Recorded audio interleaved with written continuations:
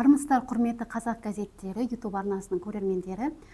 Бүгін бізбен бірге белгілі жазушы, президент сыйлығының иегері, жазушылар одағының төрағасы Мереке Қукенов аға. Сізді көргенімізге қуаныштымыз. Рахмет, мен де қуаныштымын. Иә, аға, жалпы мынау бүгінгі сұхбатқа себепкер болып отырған ана тілі басылымы газеттің шыққанына биыл наурыз айында 35 жыл болады. Осы уақыт аралығында сіз осы газеттің тарихында белгілі бір өзіңіздің орныңыз бар, үлесіңіз бар. Біздің тұрақты оқырмандарымыз жақсы біледі. Мереке аға 1997-2006 жылдары осы ана тілі газетіне бас редактор қызмет атқарған. Аға, енді алғашқы сұрағымды, жалпы осы бір сұхбаттарыңыздың бірінде айтқан екенсіз, ана тілі газеті дер кезінде құрылған басылым деп. Осы пікіріңізді тарқатып айта кетсеңіз. 90-шы жылдар бұл қазақтың өзінің тіліне деген, дәстүріне, мәдениетіне деген бір жаңаша көзқараспен жалпы халықтың бір оянған кезі болады.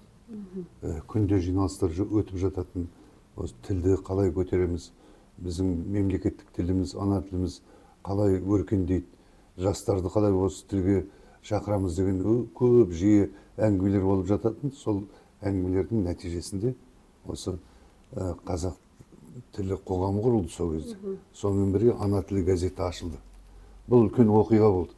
Үлкен оқиға болатын себебі, жаңа айтып отырғандай, осы газет бірінші санынан бастап қазақтың тілін, дәстүрін, тарихын, шежіресін жазудан бастады.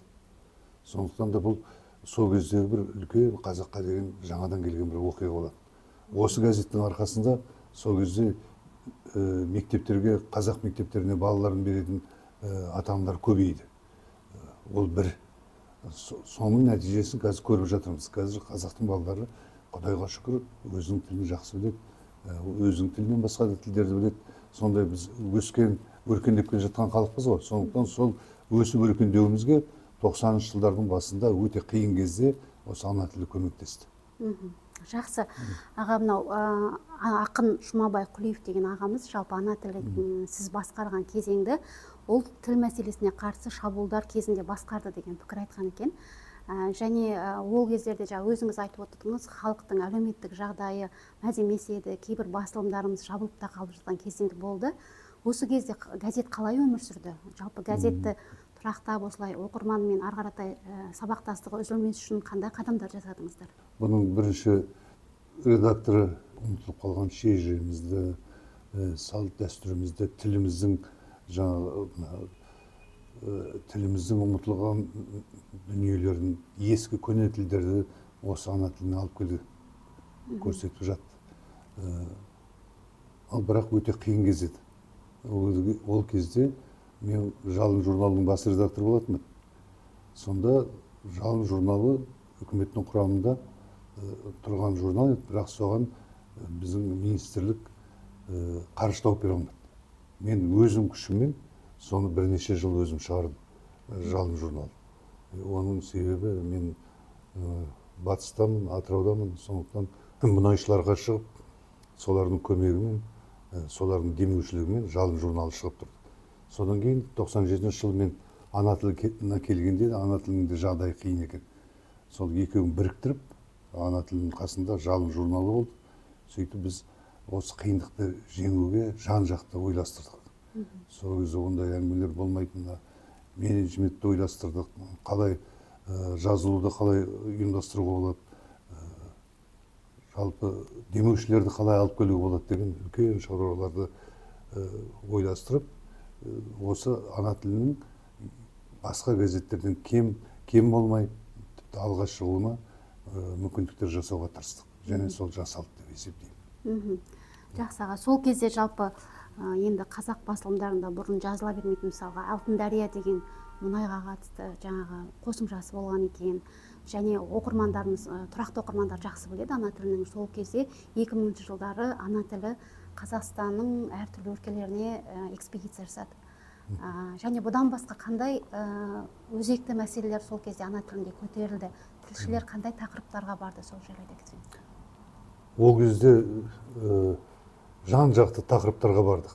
Тіпті әрбір кейбір қудалауға түскен журналистерімізді басқа да осы тіл деп жүрген жалпы халық деп қазақтың болашағы деп жүрген адамдардың бәрін қорғауға тырыстық.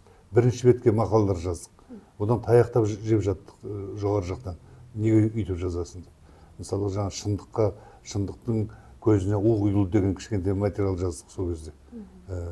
Сол кезде бір ағамыздың көзіне шашып кетті ғой жаңа, у шашып кетті, екі көзі көрмей қалды.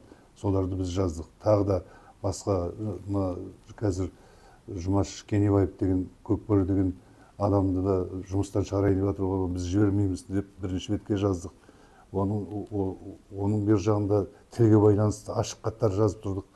Соның бәрі жаңа газеттің беделінің өсуі халықтың алдында. Өз бұрында беделді газет қой, бірақ бұның әлеуметтік мәселелерді қорғауына, басқа қазақ деген халыққа керек проблемалардың бәрін көтеруге мүмкіндігі бар газет қылуға тырыстық, және сол жасалды сол кезде. Әлде де солай ғой, ана тілінің өзінің бағыт бағдары бар газет қой. Қазір де солай шығып жатыр, сондай бағыт бағдармен шығып жатыр. Ал сол кезде қиын кезеңде осындай нәрселер жасадық. Өзің айтып отырған Алтын Дария деген қосымша аштық. Өйткені сол кезде Алматыға қазақтың мұнай компаниялары келді. Шетелмен біріккен қазақ-түрік компаниясы қосылды. Теңіз Шевройл деген жаңадан мекемелер ашылды. Каспий Шельф деген мекемелер ашылды. Мен солардың бәрін ойлап, осы ана тілмен солар көмектессе екен деп Алтын Дария деген қосымша аштық. Ол кезде де бізді сынап жатты, мені сынап жатты. Ана тілін құртатын болып мұнайдың газетіне айналып кетті деп. Олай емес, ана тілі өзінің тақырыбын сол сақтап қалды, және өзінің материалдық жағдайын жақсартты. Жақсы, аға, мына енді өзіңіз газеттің басшылығында отырған кезде, былайша айтқанда қазақ қоғамын бір дүр сілкіндірген ерекше оқиға деп айтсақ болады, осы ашық хаттарды, президентімізге ашық хаттарды, тіл мәселесін көтеріп ашық хаттар ұйымдастырдыңыз. Әрине бұл біз ол кезде жаңағы студентпіз, өзіміз де соны ерекше сабақтарда талқылайтынбыз дегендей. Осы хаттарды ұйымдастыруыңызға не себеп болды? Және осы хаттардың ары қаратай тағдыры қалай болды? Сол жайлы. Дұрыс айтасың. Онда да осы тілдің мәселесі ғой. Тіл қанша жан-жақты дамыт деп келе жатсақ та, оның қиындықтары көп болды, аяқтан шалу көп болды. Жаңағы 90-шы жылдарды керемет дүр етіп басталған тілге деген махаббат жайлап төмендеп бара жатты. Өйткені оған мемлекет тарапынан онша үлкен қолдаулар болмады. Сондықтан ашық хат жазуымыз сондықтан, және сол кезде бір таң қалатыным, соған президент ешқандай ескерту жасаған жоқ. Неге бүйтіп жазып жатсыздар деп. Сол байқатпай сол көмектесуге тырысты, біз соған қуандық. Бұл енді сол ана тілінің бір өзінің басқа газеттерге ұқсамайтын бір несі ғой, стилі ғой. Ашық хат жазу арқылы халықтың өзін соған, тек қана президент емес, халықтың өзін соған ұйымдастырып, сенің тілің ғой мынау, қайда кетіп барасыңдар дегенді айтуға тырысқан неміз ғой, үмітіміз ғой жасап отқан. Жақсы, аға. Өзіңіз осы ана тілінде басшылықта отырған кезде, жалпы ана тіліне газетінің маңдайшасына ұран ретінде сөзі жоғалған жұрттың өзі де жоғалады деп Ахмет Байтұрсынов ағамыздың сөзін алған екенсіз. Міне газет қазір алдымызда тұр, әлі де бүгінгі күні де газет осы ұранмен жарық көріп жатыр. Жалпы бұл қай жылдар еді, және бұл ұранды таңдап алуыңызға, Ахмет Байтұрсыновтың сөзін таңдап алуыңызға қандай себеп болды? Іздендік. Өйткені мына газеттің басында әлгі Совет үкіметінің кезінде дүниежүзінің пролетарлары бірігіңдер деген ұран тұрушы еді ғой. Сол сияқты мына біздің ұлы Ахмет бабамыздың ана сөзі қазақ керек сияқты болды. Соны алдық, ақылдастық, үлкен кісілермен ақылдастық, редколлегиялармен ақылдастық. Сөйтіп осы сөзді алдық, одан біз ұтылған жоқпыз ғой деп ойлаймын. Қазір 30 жылға жақындап қалды, осы газеттің басында осы сөз тұр. Және осы сөз өмір бойы тұру керек деп ойлаймын. Аға, биыл мынау ана тілінің мерейтойымен қатар жалпы қазақ газеттеріне қарасты балалар басылымы Ұлан газетінің де жарыққа шығып жатқанына 95 жыл болып отыр.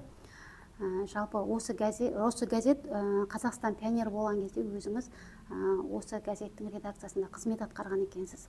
Жалпы сол кезде балалар басылымы қандай еді, қандай тақырыптар жазылатын еді, балалар редакцияға қаншалықты араласатын еді, сол жайлы айтып берсеңіз. Өте жақсы сұрақ. Шынында да ол кезде Қазақстан пионері не Атырауда Ленинші жастың тілшісі болып жүрген Фариза Оңғарсынова келді. Сол мен жалпы айтам, қазақ балалар журналистикасының анасы Фариза Оңғарсынова деп айтам. Шынында да солай. Сол кезде келген кезде газет, кішкентай газет өзі үлкен өзіне иығына жүк қылып алды. Ол мына қазақ баласының ішкі жан дүниесін тәрбиелеу, қазақ қызының ешкімнен кем болмай өзінің ойын пікірін айтуға қалыптастыру. Жалпы қазақтың баласы кішкентай мектепте жүргеннен бастап қалай қалыптасу керек, білімді қалай алу керек, бірімен бірінің байланысы қандай деген мәселелердің бәрін сол кезде сол кішкентай газет көтеріп жатты. Фантастикалық мулеме деген үлкен, мысалға жаңа бүгін сіз бастайсыз бір тарауын, сосын ертең тағы бір адам соны ары қарай жалғастырып кетеді. Сондай нәрселер жасалды. Өте көп шаруалар жасалды сол кезде, біз жүрген кезде. Соның ең бір артық керемет нәрсесі хат жауып жатады. Біз хатқа жазып үлгермей жататынбыз. Қаншама балалар сол кішкентай Қазақстан пионері арқылы тәрбиеленді. Қаншама балалар үлкен жазушыға айналды, үлкен ғалымға айналды. Мына қазіргі Жұмаділдаевтар сонда соған тілші болып тұратын. Сол кезде қазіргі мықты ақын жазушылардың бәрі, мынау кімдер, Сапарбай, Парманқұловтар бәрі журналистиканың бірінші курсында жүргенде, оқып жүргенде осы Қазақстан пионеріне жақсы материалдар жазады. Жан жақтан осы біздің қазақ руханиятының өсуіне сол кішкентай газет көп еңбек сіңірді. Қазір ұлан болып шығып жатыр, енді қазір ондай тираж жоқ шығар, мен байқаймын, қазір газет журналының тиражы төмендеп кетті ғой. Бірақ дегенмен де қазақ баласының қалыптасуына, өсуіне, өркендеуіне және үлкен азамат болып өсуіне сол кішкентай Қазақстан пионері көмектесті деп ойлаймын. Жақсы, тамаша. Жалпаға енді мынау ана тілінің биылғы жаңа санында президентіміздің сұхбаты жарияланды. Жалпы өзіңіз басқарып отырған жазушылар одағындағы қаламгерлер қауымы қалай қабылдады? Өте жақсы қабылдады. Жалпы біздің қазіргі президентіміз бұл өте жан жақты білімді адам ғой.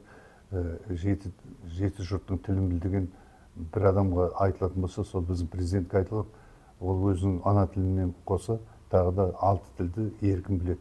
Ол не деген сөз? Ол бүкіл әлемдегі халықтардың мәдениетін, салт дәстүрін, ішкі дүниесін, саясатын керемет біледі деген сөз. Мына ана тілі газетінде ол кісі жалпы руханиятқа қатты көңіл бөлді. Жалпы қазақтың баласын қалай өсіру керек, ішкі жан дүниесі қалай қалыптасу керек деген мәселелер. Жаңаша, жаңа Қазақстандағы қазақ қалай болу керек дегенді айтты ғой бұл кісі. Сосын экономикаға да қатты көңіл бөлді. Жалпы біздің руханиятымыздың қалыптасуына осы биылғы бірінші сұхбаты ана тілінен шыққан үлкен әсер етті ғой деп ойлаймын. Бұл біздің Қазақстан жазушылар одағының мүшелердің біразының талқылауына түсті. Әлі де талқылауға болады, талқылана береді деп ойлаймын. Және мектептерде менің бір арнайы сабақ қылып өткізсе де артық болмайды ғой деп өзім ойым бар. Енді осы қоғамдағы маңызы ерекше ана тіл газеті туралы, тарихы туралы біраз әңгімелеріңіз айттыңыз, өстіп уақытыңызды бөлісіп, ойыңызбен бөліскеніңізге рахмет, сізге шығармашылық табыстар тілейміз. Мен де ана тіліне сіздерге қай-қайсыңызға Ерлан Жүніс бастаған осы коллективке үлкен табыс тілеймін. Өйткені біздің болашағымыз өзіміздің тілімізде. Ал болашағымыз өзіміздің тілімізде болса, онда ана тілі мәңгілік бізбен бірге болады деп есептеймін. Рахмет аға. Ал құрметті көрермен, біздің сұхбатымыз осымен аяқталды. Алтындай уақыттарыңызды бөліп, бізбен бірге болғандарыңыз үшін алғысымызды білдіреміз.